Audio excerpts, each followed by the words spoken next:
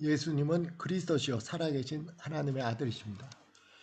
신앙생활을 믿음을 가지고 신앙생활을 할 때 많은 사람들이 아마 예외 없이 신앙생활이 왜 이렇게 힘든가 생각해 본 적이 아마 경우에 따라 많이 있을 겁니다. 이걸 많이 할 때도 있고 적게 할 때도 있지만은 신앙생활이 왜 이렇게 힘든가?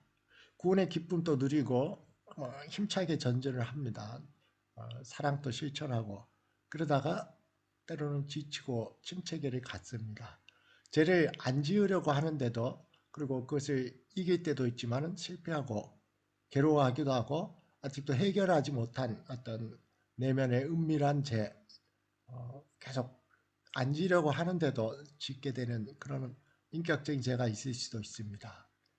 신앙이 있는데 구원의 확신이 있고 그리스도 안에서 평안과 기쁨이 있는데 왜 신앙생활이 힘들까? 왜 힘듭니까? 오늘 본문 말씀에서 사도 바울은 우리가 동일한 모든 성도들이 하는 동일한 고민을 로마서 7장을 통해서 하면서 자기의 그 내면 속에 갖게 되는 두 가지 성향들 오라 나는 공고한 사람이다 이렇게 탄식할 정도로 내가 믿음으로는 하나님의 법을 섬기고 또 마음으로는 또 다른 의미에서는 죄를 좋아하고 죄를 자꾸 짓게 되는 그런 성향이 자기에게 있는 이 갈등을 보여주면서 그 갈등을 마무리하고 로마서 8장에서 그러므로 이렇게 나옵니다. 그러므로 이것을 이제 종합적으로 마무리하면서 이제 그리스도 예수 안에 있는 자에게는 정죄함이 없나니 이는 그리스도 예수 안에 있는 생명의 성령의 법이 죄와 사망에서 너를 해방하였습니다. 이렇게 자유에 대한 기쁨의 선포를 합니다. 이 사도 바울이 로마서 7장에서 8장으로 이렇게 넘어올 수 있었던 것은 정확하게 표현한다면은 모든 그리스도인들이 가지고 있는 어떤 삶을 살아야 하는지를 압니다. 근데 그것을 할 능력이 잘 없습니다. 자꾸 실패합니다. 이 두 가지 문제에 대한 해결책을 로마서 7장에서 그 한 장에 걸쳐서 제시하고 있는 것입니다. 어떻게 살아야 되는지를 안다 하는 때 어떻게 살아야 되는지 어떻게 합니까? 성경은 어떻게 살아야 되는지를 가르쳐 주는 것이 율법이라고 말합니다. 그리고 그것을 할 수 있는 능력이 없다 하는데 그것을 할 수 있는 능력을 주는 것이 복음입니다. 그래서 율법과 복음과의 관계를 알게 되면은 성경을 볼 때 더 깊이 잘 볼 수 있고 여러 가지 난해하고 어떨 때는 율법을 지켜야만 구원을 받는 것 같고 어떨 때는 율법은 필요 없다고 얘기하는 그런 성경 구절을 포함해서 우리의 윤리적인 말씀이 부담이 아니라 어떻게 자기에게 잘 올 수도 있고 잘 해석이 될 수 있고 또 근본적으로 신앙생활, 믿음의 생활을 하면서도 어떻게 계속 진취적으로 나갈 수 있는 신앙생활을 할 수 있는 바로 그 바탕은 율법과 복음을 잘 이해하는 것입니다. 그래서 율법이 무엇인지를 아는 것이 참 중요합니다. 율법을 모르고 복음을 알 수가 없습니다. 율법을 모르고 복음이 무엇인지를 정확히 알 수 없습니다. 율법은 성경에서 말하는 율법은 모든 사람들의 마음속에 새겨져 있는 어떤 윤리적인 기준으로 믿지 않는 사람, 믿는 사람, 이미 죽은 사람, 또 현재 살아있는 사람, 결국 뭐 어디에 있는 사람이든 사람이라고 하는 모든 사람은 이것을 반드시 지켜야만 하는 어떤 구속력을 갖습니다. 이것이 웨스트민트 대요리 문답에서 성인들 성경 신앙 공부를 위해서 만들었던 대요리 문답에서 이렇게 율법을 잘 표현했습니다. 율법은 하나님의 성품이 무엇인지를 우리에게 보여줍니다.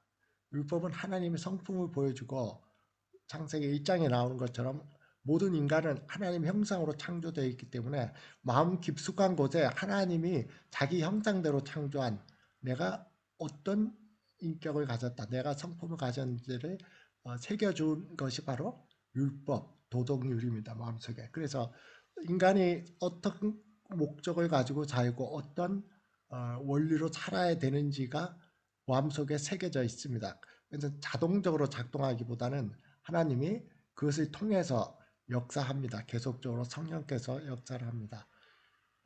율법은 그래서 하나님의 형상으로 창조된 인간이 하나님과 인간들과 더불어 어떻게 살아야 하는지를 제시해 주는 원리들입니다. 물리학에서 우리가 중력의 법칙을 압니다. 중력의 법칙은 우주상에 있는 모든 무게를 가진 물체는 서로를 끌어다닙니다. 그 힘은 무게에 비례하죠. 이것은 물체 자체가 생명력은 없지만은 그 원리가 모든 자연 법칙을 지배합니다. 마찬가지로 인간이 가진 마음의 도덕률, 어떤 거짓말하는 거, 살인하지 말라는 거, 간음하지 말라는 거, 이런 도덕률은 받아들이는 정도와 여기서 반응하는 정도의 차이는 있지만은 모든 시대와 상관없이 모든 민족과 상관없이 이런 것이 나쁘다는 걸 압니다. 그것을 범하면 양심의 가책을 느낍니다. 다른 말로 하면은 중력의 법칙처럼 인간이 원래 가지고 있는 도덕적 법칙, 영적 법칙이 서로 공통적으로 가지고 있습니다. 그리고 이것은 율법 조항을 가지고 보여주지 않아도 양심이 증거를 하고 그것을 어겼을 때는 양심의 가책을 받게 됩니다. 에덴 동산에서 아담과 하와는 십계명 돌판에 새겨진 그런 율법이 명문화될 필요가 없었습니다. 산상수훈에서 또는 예수님이 산상수훈에서 그 주옥같이 하셨던 말씀, 사도들이 했던 성령의 열매, 성령은 의 열매에 대한 사랑과 희락과 오래 참음 이런 것이 무엇인지를 얘기해주고 그것을 기록할 책이 필요 없었습니다. 왜냐하면은 아담과 하와의 심령 속에는 그거는 당연한 것으로 남아 있었기 때문입니다. 그러나 그들이 하나님의 법을 어겼을 때 도덕율과 함께 하나님은 선악과를 먹지 말라는 특별 계명을 함께 주셨습니다. 그것을 어겼을 때 서로 벗은 것을 보고 부끄러워했습니다. 그전에는 부끄러워하지 않았습니다. 그리고 하나님의 인기척이 들렸을 때 두려워서 숨었습니다. 부끄러움, 두려움, 여러분들이 누구나 법을 어겼을 때 양심의 가책을 가졌을 때 자연적으로 나오는 현상입니다. 그것은 처벌을 하지 않아도 누가 보지 않아도 스스로 부끄러워합니다. 내가 어떤 마땅히 해야 될 일을 못했을 때, 하지 말아야 될 짓을 했을 때 스스로 부끄러움을 느끼고 뭔가 또 두려움을 느낍니다. 마음의 조급함을 느낍니다. 이것이 바로 마음에 새겨진 율법입니다. 그러나 아담과 하와 이후로 인류가 계속 범죄가 많아졌을 때 하나님은 그것을 명문화해서 그것을 문서화해서 모세에게 준 것이 바로 십계명입니다. 하나님에 대한 관계를 어떻게 유지해야 되느냐, 어떻게 하나님을 사랑하고 이웃을 어떻게 사랑하느냐 이런 것을 나타내 줬습니다. 갈라디아서 3장 19절에서 그래서 율법이 뭐냐 이렇게 질문합니다. 너희들이 범법함으로써 우리의 조상들이 인류가 범법, 죄를 자꾸 짓게 해서 더해진 것이라 천사들을 통해서 한 중보자의 손으로 곧 모세에게 중보자의 손, 구약시대에 활동했던 그리스도께서 여호와로 나타나서 주신 것인데 약속하신 자손이 오시기까지 있을 것이라 이렇게 말씀했습니다. 여기서 중요한 표현이 나옵니다. 약속하신 자손이 오시기까지 있을 거다.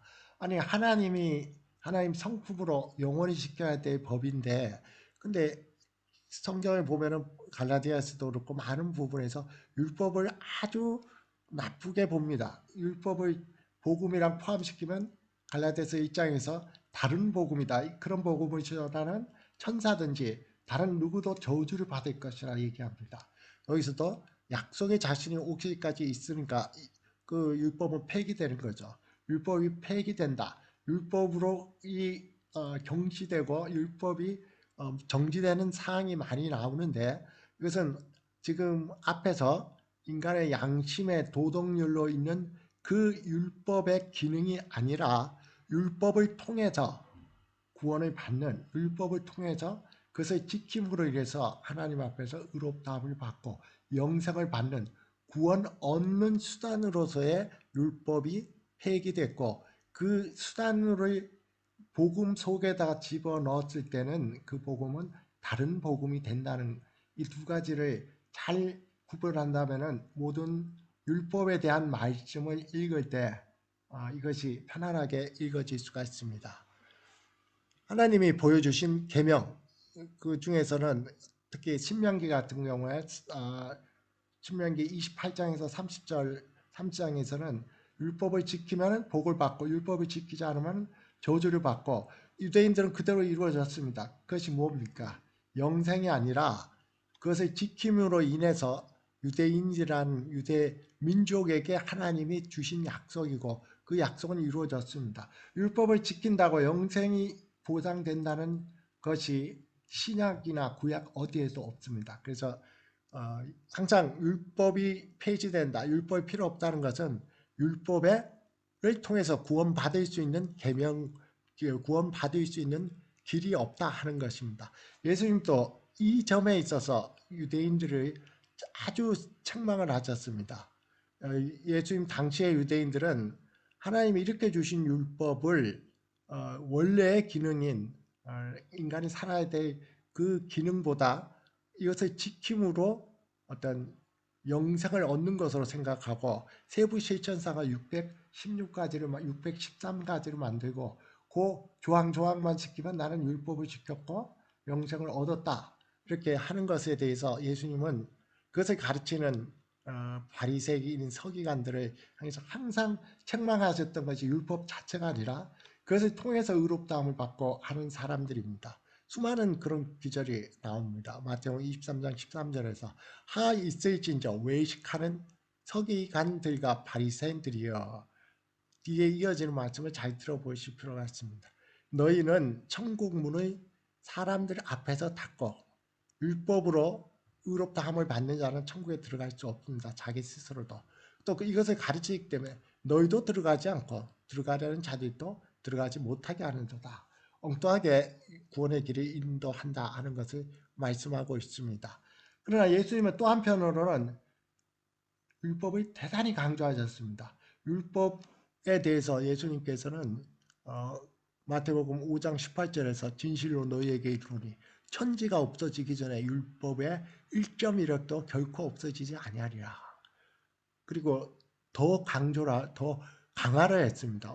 율법을 어떻게 강화를 했냐면 5장 이어지는 19절에서 그러므로 누구든지 이 계명 중에 지극히 작은 것 하나라도 버리고 또 그같이 사람을 가르치는 자는 천국에서 지극히 작다 일컬음을 받으며 누구든지 이를 행하는 자는 천국에서 크다 일컬음을 받으리라. 이것을 잘 주의할 필요가 있습니다. 앞에서 율법을 철저히 지키는 바리새인과 서기관들의 하 있으신지요. 그리고 천국에 자기도 못 들어가고 다른 사람들도 못 들어가게 문을 막는다 했을 때는 율법이 부정적으로 나오지만은 지키는 것이 그것은 율법을 통해서 구원을 받는 것이고 원래 율법이 하나님이 성품을 반영한 것, 거룩한 율법 그리고 율법이 선하다고 했을 때 그것을 당연히 지켜야 되는 것에 있어서는 예수님은 하나도 양보를 하지 않고 오히려 하나를 못 지키면 전체를 못 지키는 것 같다. 그리고 계속적으로 나오는 것처럼 외형적일 뿐만 아니라 마음속으로 지키는 것까지도 포함시켜서 더 강화를 하셨습니다. 그것은 그리스도인들에게도 지금 또 마찬가지입니다. 그리스도인들도 율법으로 다시 돌아가는 것이 아니라 원래 율법이 있었고 율법의 정죄, 율법이 우리에게 주는 사망의 선고 여기로부터는 해방되었지만은 우리가 율법을 마음을 다해서 지키는 것 이것은 영원히 우리가 지켜야 되고 그것이 온전히 이루어지는 것이 천국 생활입니다. 이것을 잘 구별할 때 우리는 이것을 통해서 오늘 처음에 서론에서 했던 율법과 복음과의 관계 속에서 우리가 어떻게 살아야 되는지에 대한 말씀을 정확하게 알 수가 있습니다. 그래서 로마서 3장 19절에서도 누구든지 율법을 지킴으로 구원을 받지 못하는 것에 대해서 그때 율법은 우리가 알거니와 무릇 율법이 말하는 바는 율법 아래에 있는 자들에게 말하는 것이니 이는 모든 입을 막고 온 세상으로 하나님의 심판 아래 있게 하려 함이라. 20절에서 그러므로 율법의 행위로 그의 앞에서 의롭다 하시면 얻을 육체가 없나니 율법으로는 죄를 깨닫게 해 깨달음이라 말하고 있습니다. 오늘 로마서에서 이 우리가 할 수 없는 것 그리고 구원을 받을 수 없기 때문에 하나님의 아들이 우리를 대신해서 율법을 지켜주고 율법의 요구를 다 충족시켜준 내용이 로마서 8장 3절에서 4절이 나옵니다. 율법이 육신으로 말미암아 연약할 수 없는 그것을 우리가 한 율법을 지켰을 때 어겼을 때 모든 율법을 어기는 것 마음속에 있는 것까지 지킬 수 있는 사람은 아무도 없습니다. 모두가 죄와 사망의 정죄 속에 있기 때문에 8장 3절에서는 율법이 육신으로 말미암아 연약하여 할 수 없는 것을 육신이 하게 못합니다.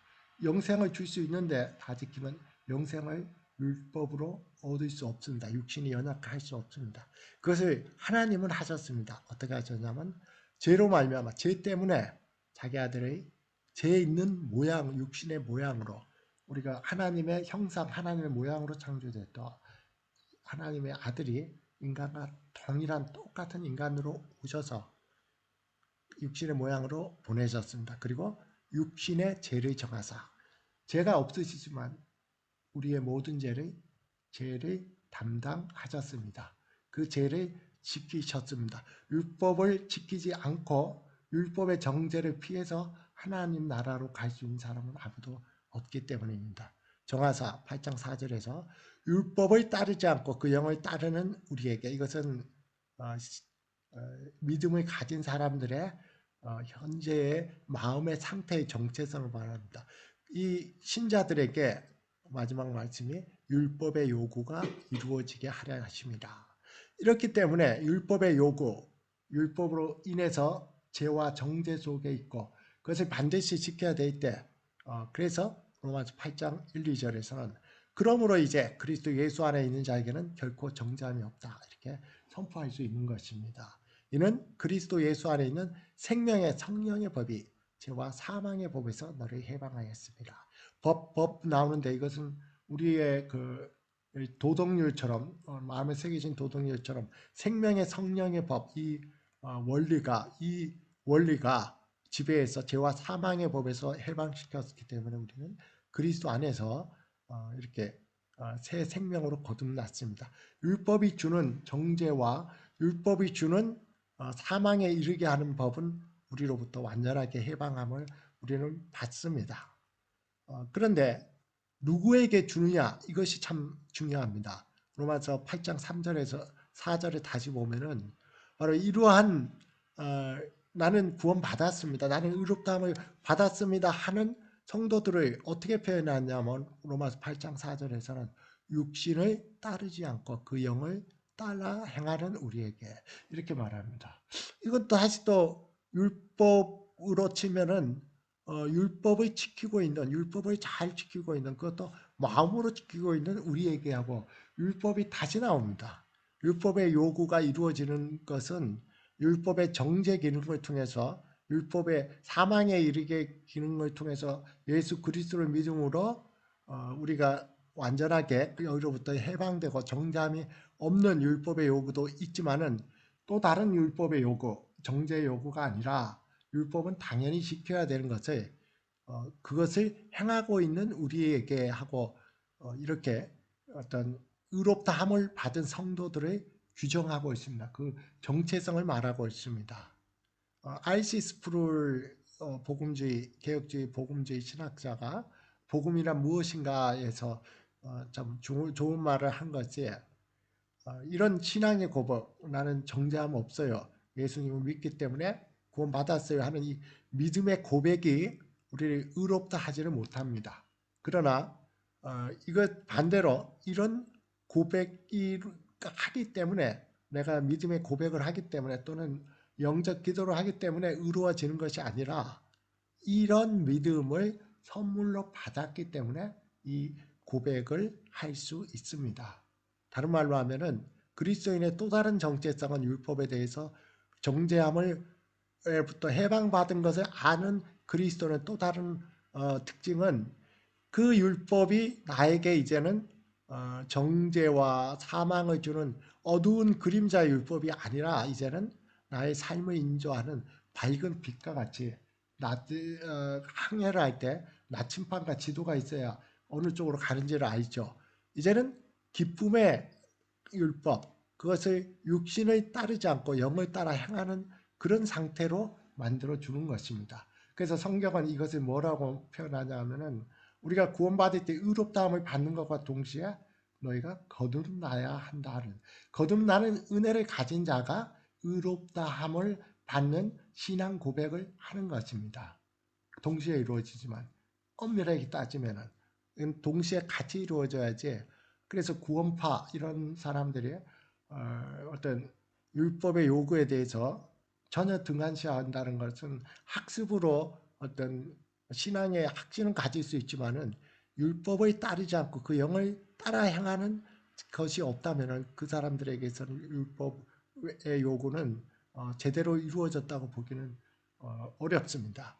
이것이 대단히 중요합니다. 그리고 이러한 율법의 정죄 요구뿐만 아니라 삶의 원리로서 이루어진 사람의 특징을 5절에서 7절, 6, 7, 8절에서 이렇게 말합니다.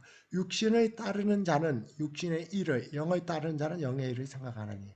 이거는 맨날 앉아가지고 매 시간 성경 공부만 하고 또 기도만 한다는 말이 아닙니다. 여기서 육신, 영은 죄스러운 마음, 로마서 7장에서 죄를 향하고자 하는 마음, 그리고 아니면은 선하고 착하게 살고 사랑하고 섬기고자 하는 마음, 무엇이 옳고자 하는 마음과 뿌리 깊게 남아있는 죄를 더 좋아하고 이런 성향, 이것을 말합니다.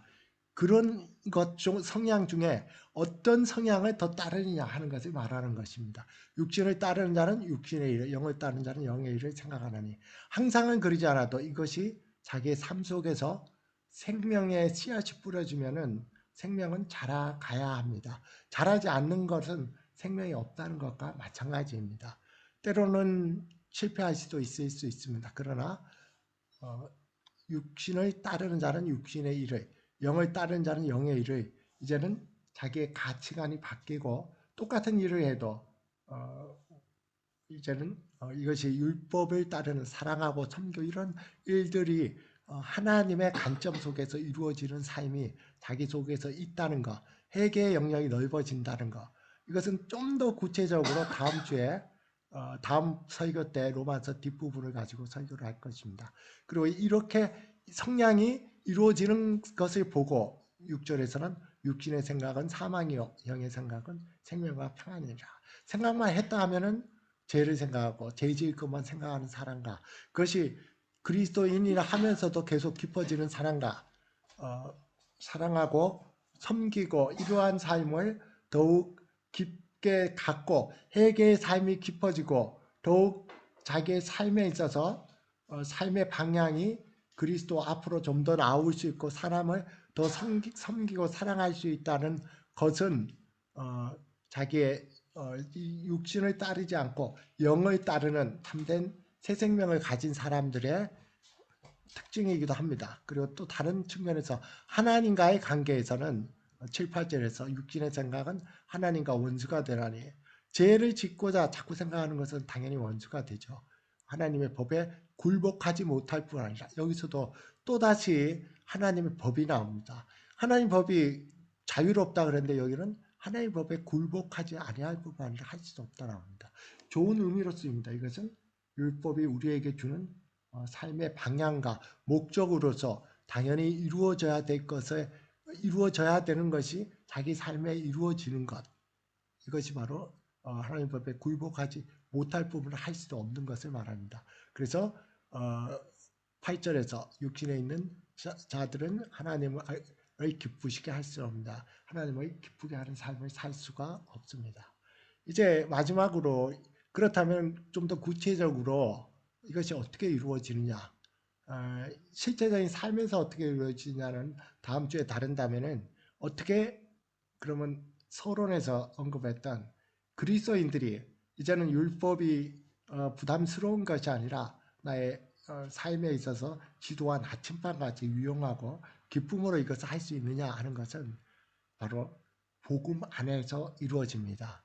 오늘 말씀에 있는 것처럼 로마서 8장 9절에서 너희 속에 하나님의 영이 거하시면 너희가 육신에 있지 아니하고 영에 있나니 누구든지 그리스도의 영이 없으면 그리스도의 사람이 아니라. 이것이 핵심적인 로마서 8장 전체를 이루는 성령을 통해서 이루어지는 우리의 구원의 확신, 성령을 통해서 이루어지는 그리스도와의 동행을 통해서 이루어지는 구원 받을 때뿐만 아니라 구원 받은 이후의 삶에서도 성령 안에서 우리는 율법이 이제는 부담스러운 것이 아니라 다윗이 또 시편 많은 기자들이 율법의 달콤함 이런 것들을 노래했던 시편에서처럼 이것은 자기 삶에 이루어지게 되는 것은 하나님의 영이 우리에게 거하시고 그리스도의 영, 하나님의 영은 다 똑같은 성령을 말합니다. 바로 그리스도의 사람이 됐을 때 가능합니다. 왜냐하면은 예레미야 31장 33절에서 이제는 그리스도인들이 받는 이 영은 단순한 영이 아니라 구약 시대와 다르게 하나님이 이 예레미야에게 줬던 그러나 그날 후에 내가 이스라엘 집과 맺을 언약은 이러하니 곧 내가 나의 법을 그들의 속에 두며 그들의 마음에 기록하여 나는 그들의 하나님이 되고 그들은 내 백성이 될 것이니라. 여호와의 말씀이라. 우리의 심령을 바꾸어주고 심령을 새롭게 해줍니다. 이 구약적인 표현이 이루어지는 것을 신약에서는 예수님이 말씀하신 거듭나는 것을 말합니다. 이 심령이 거듭나는 것은 의롭다함을 받는 신앙뿐만 아니라 신앙생활을 해나가는 매일의 삶 속에서도 마찬가지입니다. 스스로 지키려고 하니까 힘들고 어렵고 또 지쳐버립니다. 그러나 하나님이 계속적으로 마음을 변화시켜 주신다면 좋아하는 대상과 또 좋아하는 방향이 틀린다면 율법은 기쁨이 되고 즐거움이 됩니다. 율법 자체는 결코 무엇을 해라, 무엇을 하지 말라는 것 이상으로 우리에게 제공해 주지 않습니다. 어떻게 해야 되는지, 어떻게 하나님의 자비가 이루어지는지, 어떻게 그것을 지킬 수 있는지에 대해서는 한마디도 안 합니다. 그냥 지켜라, 지키지 마라, 그리고 거기에 대한 결과만 말합니다. 그것을 이룰 수 있는 것은 오늘 8장 14절 마지막에 나오는 것처럼 무릇 하나님의 영으로 인도함을 받는 사람은 하나님의 아들이라 하는 것입니다. 하나님의 영으로 인도함을 받아야 됩니다. 마이클 호튼 목자 교수가 좋은 예화를 들었던 마찬가지로 복음이란 무엇인가에 들었던 예화 중에서 그리스도인들이 구원의 확신을 가지고 신나게 이제 돛을 달고 항해를 합니다. 폭풍우도 헤치고 막 하는데 지쳐버리고 침체될 수가 있습니다. 그런데 그 돛을 단 배는 스스로 움직이지 않습니다. 바람이 있어야만 움직입니다. 어디로 가야 될지 또 무엇을 해야 될지 율법이라는 나침판과 지도는 가지고 있습니다. 그러나 그것을 움직일 수 있는 바람은 성령이고 그리스도와의 동행입니다. 복음 안에서 그리스도 안에서 가능합니다. 나침판과 방향만 있다고 움직이지 않습니다. 혼자서 열심히 노력해봐야 지쳐버립니다. 중요한 것은 그리스도의 영으로 인도함을 받는 사람은 하나님의 사람이라. 하나님의 영으로 인도함을 받는 그리스도 안에서 믿음으로 그리스도 안에서 그리스도의 영으로 인도함을 할 때 그리스도의 바람을 따라서 우리가 움직일 때 이제는 율법이 지켜지는 것이 자기의 삶 속에서 기쁨이 되고 즐거움이 되고 거기에 대한 구체적인 내용은 다음 주에 다루고자 합니다. 율법의 정죄 개념으로도 우리는 해방되었습니다. 그러나 그것을 지키는 것도 우리가 다 땅에 해야 되지만은 믿음 안에서 그리스도의 영 안에서 그리스도와 동행 속에서 이루어진다. 이것을 가지고 율법에 대한 모든 말씀을 볼 필요가 있고 또 우리에게 이루어지는 어떤 의무적인 내용에 대해서도 이런 것이 우리 삶 속에 있다면은 우리는 더욱더 힘차게 율법이 우리에게 이루어지는 아주 기쁨의 항해를 그리스도와 함께 동행해서 나갈 수가 있습니다. 기도드리겠습니다. 살아계신 아버지 하나님, 그리스도 예수 안에서 결코 정죄함이 없는 이 기쁨의 의롭다함을 받는 율법의 저주와 율법의 정죄로부터 우리가 결코 정죄받지 않는 이런 은혜를 주심을 감사드립니다. 뿐만 아니라 그리스도 안에서 그리스도께서 영으로 함께 해주고 성령이 우리와 동행해 줄 때 그리스도의 영으로 인도함을 받을 때는 이제는 하나님을 더욱 깊이 사랑하고 이웃을 더욱 깊이 사랑해가는 그 삶이 정말 기쁨의 삶, 그것이 더욱 좋아지는 우리 마음이 변해지는 그런 삶을 인도해 주심을 감사를 드립니다. 예수 그리스도의 이름으로 기도드렸습니다. 아멘.